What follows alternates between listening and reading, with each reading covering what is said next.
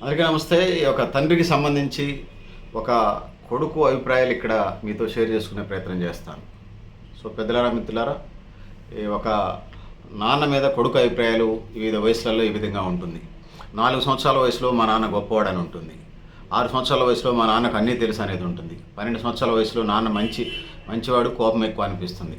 14 సంవత్సరాల వయసులో చిన్నప్పుడు నాన్న నాతో బాగుండేవాడు అనిపిస్తుంది. 16 సంవత్సరాల వయసులో నాన్న ప్రతిదీ గుచ్చి అడుగుతాడు అనిపిస్తుంది.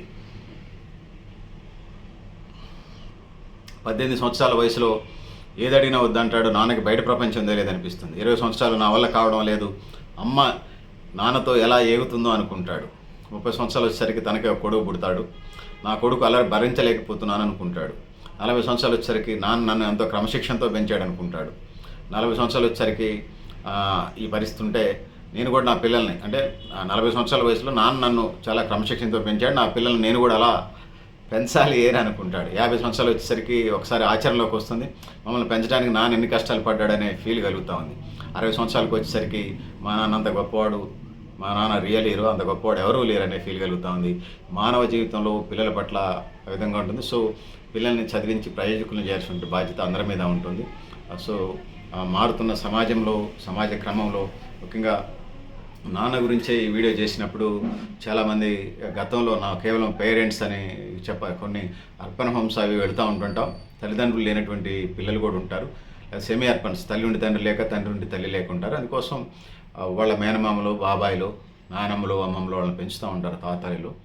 సో వాళ్ళు కూడా గాడ్ ఫాదర్స్ లాగా భావించవచ్చు.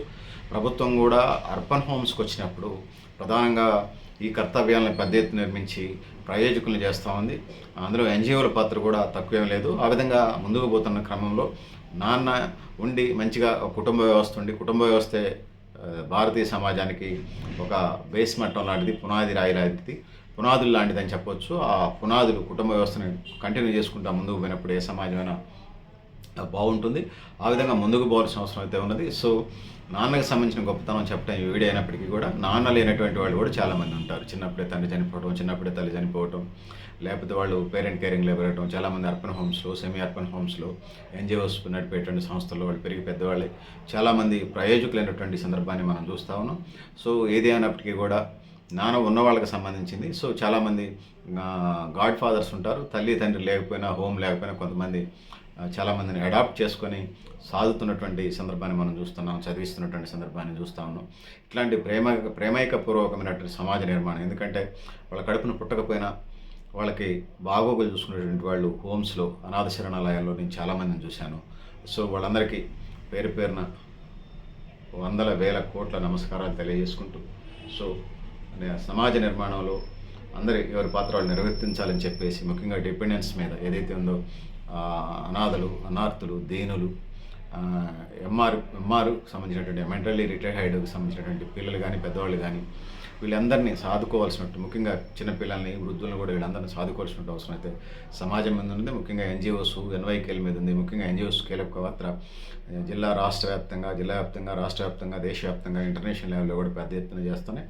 అందుకు ప్రభుత్వాలు కూడా వాళ్ళ వంతు కర్తవ్యాలు నిర్వర్తించాలని చెప్పేసి ఆ విధంగా ముందుకు పోవాలని తెలియజేసుకుంటున్నాను. పెద్దలారా, మిత్రులారా, మీరు కూడా మీ అభిప్రాయాలను కామెంట్ బాక్స్లో అయినా తెలియజేస్తూ, నేను గరిడేపల్లి సత్యనారాయణ, న్యూ లక్ష్య ఆర్గనైజేషన్. Thank you.